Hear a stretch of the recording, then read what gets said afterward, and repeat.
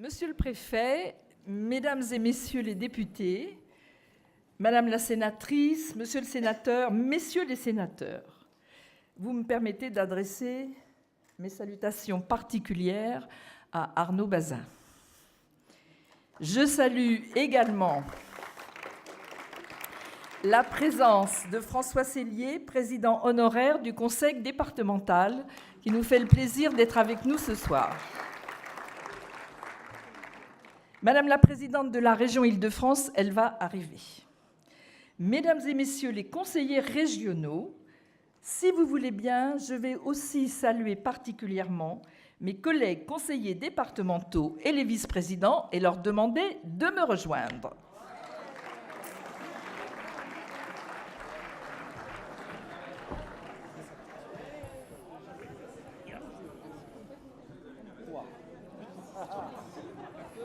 Ça va comme ça? Ah oui, tu veux pas les prendre de pied devant? Non, c'est les petits et les grands.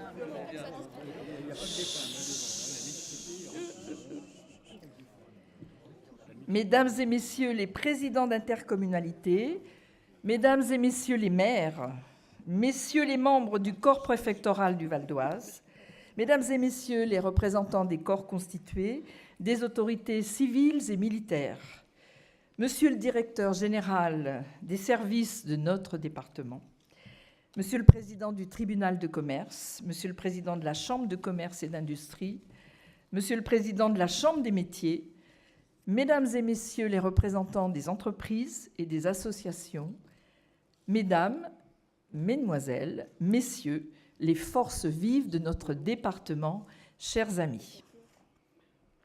Tout d'abord, je voudrais remercier l'ESSEC et son directeur général, M. Esposito Vinzi, pour leur accueil, cette année encore, pour notre traditionnelle cérémonie des vœux du Conseil départemental dans cette belle maison.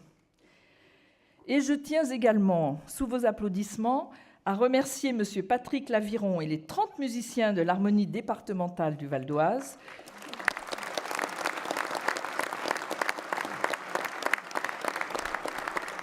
qui nous ont offert une démonstration de leur talent et auront une nouvelle occasion tout à l'heure de continuer à nous charmer. La période de vœux se tient pour notre pays dans un contexte très particulier. Ce qui est convenu d'appeler la crise des Gilets jaunes revêt un tel caractère inédit et systémique, elle interroge si profondément notre démocratie, notre République, notre rapport aux politiques, que je voudrais l'évoquer en quelques mots. Si cette crise est inédite, il me semble juste de reconnaître qu'elle couvait depuis un certain temps. Notre pays est confronté depuis longtemps à une redoutable équation. Fiscalité très élevée, mais déficit et dette écrasants, redistribution qui n'atteint pas ses objectifs et conditions d'exercice des missions de service public dégradées. Cela forme un grand paradoxe. Cela rend extrêmement difficile l'élaboration des réponses à apporter aux brûlantes injonctions, elles aussi paradoxales, émises par les Gilets jaunes.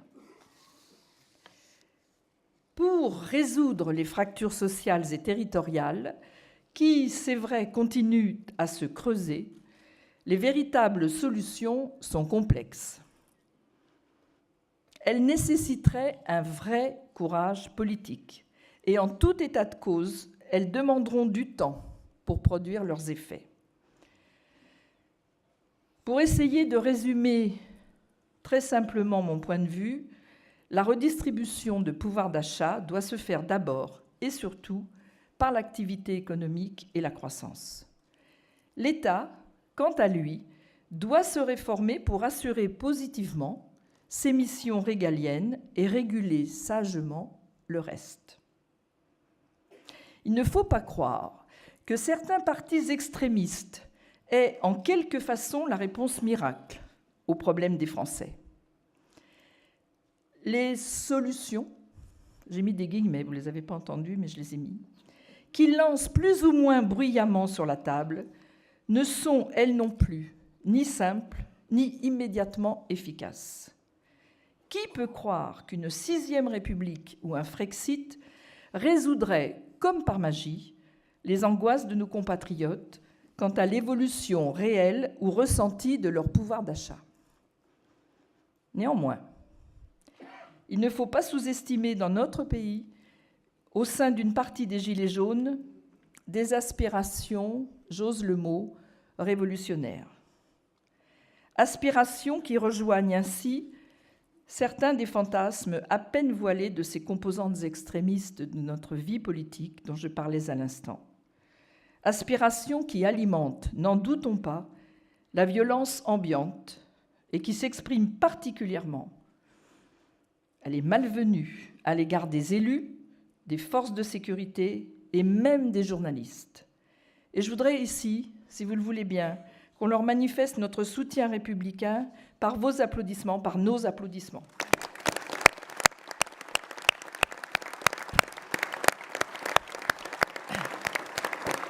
Merci. C'est donc une année pleine de défis quasiment existentiels qui s'ouvre. Elle s'ouvre avec un grand débat, voulu par le président de la République. Nous verrons bien ce qu'il en sortira. Je dois vous avouer que je suis un petit peu sceptique, a priori, devant cet exercice dont nous, élus locaux, nous connaissons bien les limites, notamment sur la forme. Dans ce débat, sur le fond cette fois, les thèmes devront être débattus largement et sans parti pris. Et le gouvernement devra écouter de ses deux oreilles, la droite, la gauche. Sinon, s'en suivra une frustration certaine. Car il nous faut vraiment renouer, pour la France, les fils d'un dialogue qui s'est délité. Dès l'an passé, je faisais ce constat et j'alertais contre une forme de recentralisation que nous observions. J'avais évoqué l'iniquité des fameuses normes d'évolution de nos dépenses. C'est notamment sur ce point que, en juin dernier, les 3 grandes associations d'élus, l'Association des maires de France, l'Assemblée des départements de France et Régions de France, ont pris acte de la rupture du dialogue avec le gouvernement. En septembre, elles signaient l'appel de Marseille pour les libertés locales. Et pour réaffirmer la force du principe de subsidiarité entre l'État et les collectivités, pour accompagner la nécessaire réforme de l'État qui passe notamment par la suppression des doublons, encore trop nombreux. Bref, pour retrouver une dynamique de confiance partagée. Je suis en effet persuadée, dans le contexte actuel, que le maître mot doit être celui-ci, la confiance. Confiance dans notre démocratie représentative. Confiance dans les institutions de notre 5e République. Cette confiance que nous devons retrouver, elle passera avant tout par les avancées qui seront perçues par nos concitoyens. Ce ne sera pas pour la France un chemin facile. Mais pour citer une maxime bien connue de Sénèque, ce n'est pas parce que les choses sont difficiles que nous n'osons pas, c'est parce que nous n'osons pas qu'elles sont difficiles. À l'échelle qui est la mienne, comme présidente du conseil départemental de notre beau département, en 2018, et avec mes collègues de tous les conseils départementaux d'Île-de-France, nous avons fait ce pari de la confiance. Au 1er janvier de cette année, a été créé ce que nous appelons, d'un nom barbare, le FS2I. Ça signifie le Fonds de solidarité et d'investissement interdépartemental. Concrètement, il rassemble la Seine-et-Marne, les Yvelines, l'Essonne, les Hauts-de-Seine, la Seine-Saint-Denis, le Val-de-Marne et le Val d'Oise. Il est totalement indépendant de nos étiquettes politiques et vise à créer plus de solidarité territoriale en Île-de-France. L'an passé, je vous parlais des initiatives communes que nous avions prises ensemble, déjà pour positionner les départements dans le débat sur la métropole régionale, que nous appelons de nos vœux. Le FS2I en est le prolongement logique. Concrètement, chaque année, tous nos départements vont déposer dans un pot commun un maximum de 150 millions d'euros avant de les répartir en fonction des disparités de richesse. Dans ce cadre, bien sûr, les Hauts-de-Seine et les Yvelines seront les plus gros contributeurs, quand la Seine-Saint-Denis et notre département seront les plus importants bénéficiaires. Nous en escomptons des résultats rapides. Nous comptons bien en faire un moyen puissant pour démontrer à nos habitants la force et l'efficacité de l'engagement public, dès lors qu'il est fondé sur la confiance et sur le travail. Ce FS2I a pu procéder de la volonté quasi autonome des 7 départements parties prenantes, l'État ayant regardé avec bienveillance cette initiative. Tel ne fut malheureusement pas le cas pour le deuxième pilier que nous avions imaginé pour notre coopération interdépartementale, une solidarité sur nos ressources de fonctionnement. Nous étions en effet aussi tombés d'accord entre nous pour la doubler, voire la tripler. Là encore, le Val d'Oise aurait été largement bénéficiaire. Cela n'a pas été agréé à ce stade, mais nous ne lâcherons pas sur ce sujet qui, lui aussi, est de nature à booster considérablement l'indispensable rééquilibrage territorial à l'échelle de l'Île-de-France. Pourtant, nous avons vécu très concrètement cette année cette relation de confiance entre l'État et notre collectivité, dont on ne peut que souhaiter qu'elle se renforce.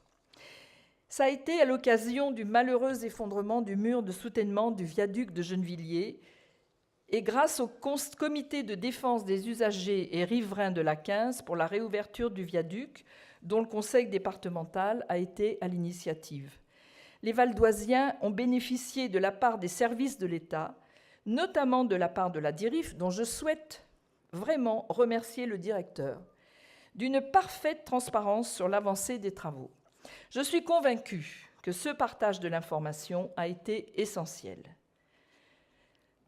Formons le vœu que la réouverture totale du viaduc puisse se faire conformément au calendrier prévu, soit d'ici mi-mars. Mesdames et messieurs, les départements sont donc bel et bien, à l'aube de 2019, des acteurs institutionnels incontournables. 2018 a été l'année du cinquantenaire pour le Val d'Oise, magnifiquement fêtée avec 20 000 Valdoisiens en juin dernier à l'île de loisirs de Cergy-Pontoise. Mais avec nos partenaires, nous contribuons plus que jamais à préparer l'avenir de nos territoires et de leurs habitants. Dans le prochain débat d'orientation budgétaire pour 2019, nous prévoyons un effort substantiel sur nos investissements, plus de 13%, pour construire cet avenir. Et en Val d'Oise, croyez-le, nos projets sont innombrables. C'est l'heureux reflet de notre dynamisme et de notre optimisme. J'ai sauté une page. Département parmi les plus jeunes de France depuis longtemps, le Val d'Oise est en croissance démographique, à l'image de tous les territoires de la région, à la notable exception de Paris. C'est évidemment un défi pour nos collectivités qui se doivent de construire des logements et des services, d'assurer le développement économique pour créer de l'emploi local ou encore de développer le maillage des transports. À ce sujet, je voudrais vous faire part d'un courrier que j'ai reçu récemment de la part de la présidente de la région, qui est d'une très grande importance et qui épouse un des grands combats que nous menons. Valérie Pécresse m'a en effet annoncé que le Conseil régional allait s'investir dans un fonds de financement de 100 millions d'euros pour 5 projets d'interconnexion entre le réseau existant en Île-de-France et les lignes du futur métro du Grand Paris Express. Le Val d'Oise est concerné par la très importante interconnexion entre la ligne H du Transilien et le nœud ferroviaire de Saint-Denis-Pleyel. Cette gare accueillera pas moins de 5 lignes de métro et sera connectée avec le RER D. Plusieurs centaines de milliers de Valdoisiens auront donc accès à une offre de transport public très riche. L'engagement fort de la région dans le financement de ces infrastructures, pour lesquelles nous nous battons depuis plusieurs années, est un pas décisif en vue de leur réalisation. Et c'est une excellente nouvelle pour ce début 2019. Et sur ce dossier du Grand Paris Express, nous sommes bien évidemment dans une forte attente, après une année 2018 pour le moins mouvementée. Je parle sous le double contrôle de M. Thierry Dallard, président du directoire de la Société du Grand Paris, et de M. Laurent Prost, président d'Île-de-France Mobilité. Après les arbitrages rendus par le gouvernement le 22 février 2018, notre déception a été vive.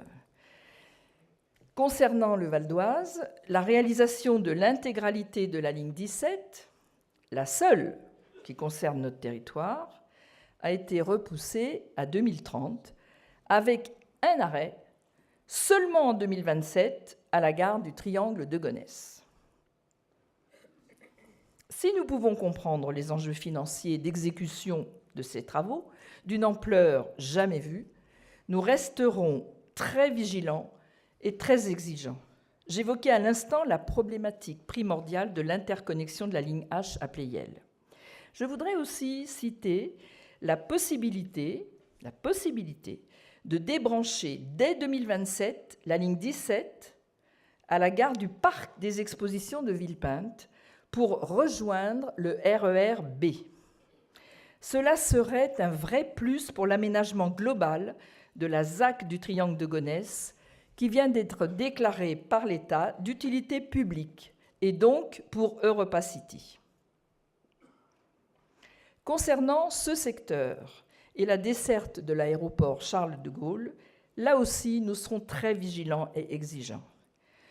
Le Conseil départemental et Île-de-France Mobilité ont d'ailleurs émis des avis réservés, voire négatifs, concernant certaines procédures pour la réalisation du Charles de Gaulle Express, cette liaison directe entre Paris et l'aéroport. En effet, aujourd'hui, nous attendons que l'État se positionne clairement sur le barreau de Gonesse.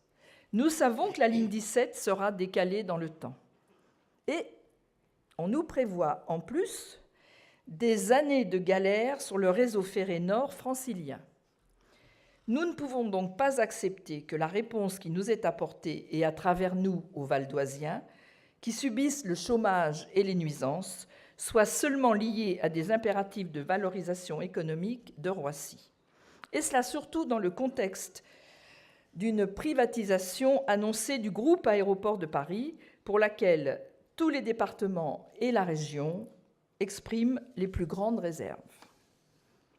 C'est aussi dans cet état d'esprit de vigilance et d'exigence que nous entrerons en 2019 dans le débat public sur la réalisation, à l'horizon 2024, du futur terminal T4 de l'aéroport. Au-delà de ces perspectives dans les transports et l'aménagement à l'est de notre département, le Conseil départemental poursuivra en 2019 ses projets dont la plupart, oserais-je le mot, sont en effet sur de bons rails, au service de notre avenir collectif. Nous avons dépassé la moitié du mandat, toutes et toutes, que les électrices et les électeurs nous ont confié en mars 2015. Nos grands chantiers sont pour la plupart lancés et se déroulent bien. Après plusieurs années difficiles faites d'efforts et d'économies, la situation financière du Conseil départemental est désormais meilleure. Les dépenses sont maîtrisées, la dette baisse, les investissements repartent. 155 millions en 2019 au total, d'euros bien sûr. Sans vouloir ôter à l'Assemblée départementale le privilège de découvrir la primeur des grands équilibres budgétaires du département, dont nous débattrons prochainement, je voudrais souligner que je ne proposerai pas à mes collègues, ils ne seraient pas d'accord d'ailleurs, d'augmenter la taxe sur le foncier bâti en 2019. En revanche, ça mérite des applaudissements ? Ouais. Eh ben, allez. En revanche, nous serons très attentifs à l'équité de la réforme de la fiscalité locale qui a été annoncée. Se fera-t-elle ? Nous verrons.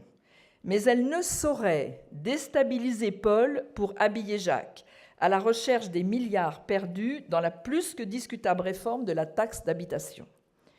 Si cette réforme vidait de leur sens et de leur portée des notions comme l'autonomie fiscale et financière des collectivités ou la libre administration de celles-ci, elle ne pourrait en aucun cas recevoir notre agrément.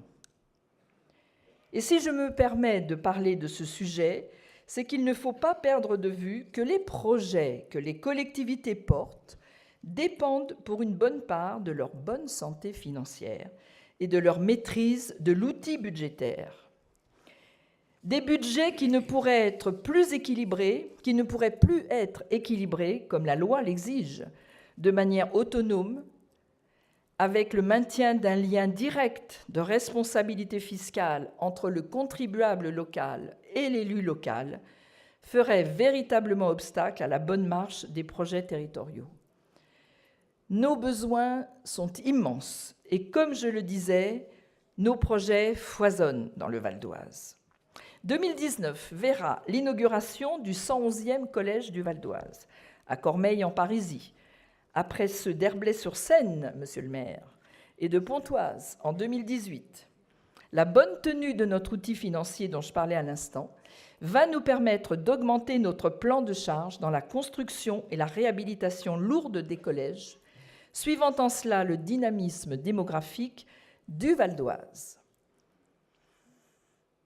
Écouen, Aubonne, Mériel, Montmorency sont concernés. Nous réaliserons les études pour le futur collège du Plessis-Bouchard, que nous ouvrirons en 2021. De même, nous lancerons une opération de restructuration lourde du collège Philippe-Auguste à Gonesse. Les travaux d'extension du collège de Fos débuteront. Et d'ores et déjà, nous étudions les besoins dans d'autres territoires en tension, et je ne peux en citer que 2 pour le moment, ce soir en tout cas, notamment dans nos grandes villes que sont Argenteuil et Cergy-Pontoise. Mais il y en a bien d'autres. Dans le cadre de notre ambition pour nos jeunes générations et pour le développement de l'attractivité du Val d'Oise, nous serons en 2019 encore très présents auprès de nos partenaires, l'État, la communauté d'agglomération de Cergy-Pontoise, les communes de Cergy et de Neuville, l'université et les grandes écoles.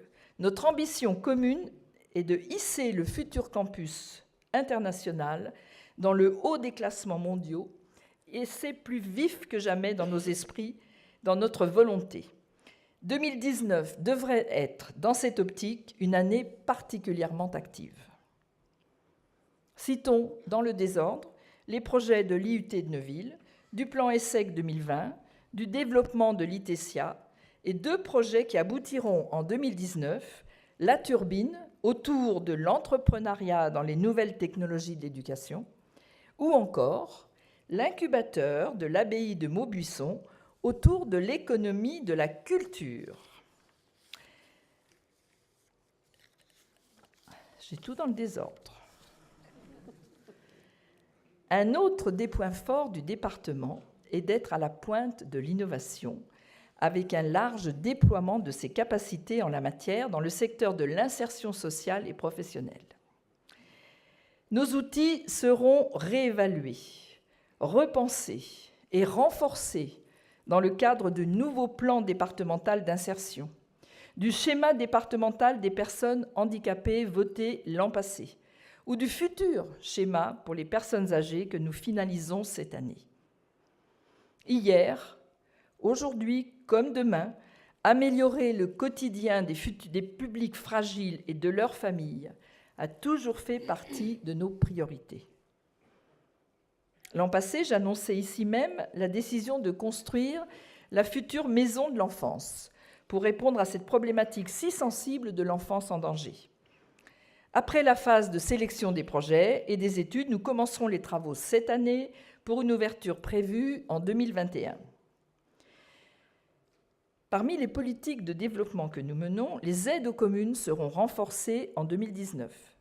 Elles prendront évidemment la forme de traditionnelles subventions aux projets de nos villes et de nos villages, qui constituent un poste important de nos dépenses d'investissement. Mais elles seront augmentées par la montée en charge du dispositif innovant d'ingénierie territoriale que nous avons conçu et lancé en 2017, fin 2017, reconnu au niveau national en novembre dernier. À l'occasion du Salon des maires de France, notre plateforme a en effet reçu le trophée de l'ingénierie territoriale remis par la Gazette des communes.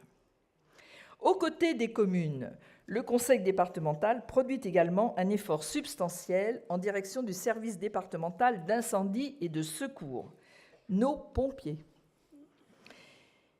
45 millions d'euros seront consacrés au plan d'investissement du SDIS.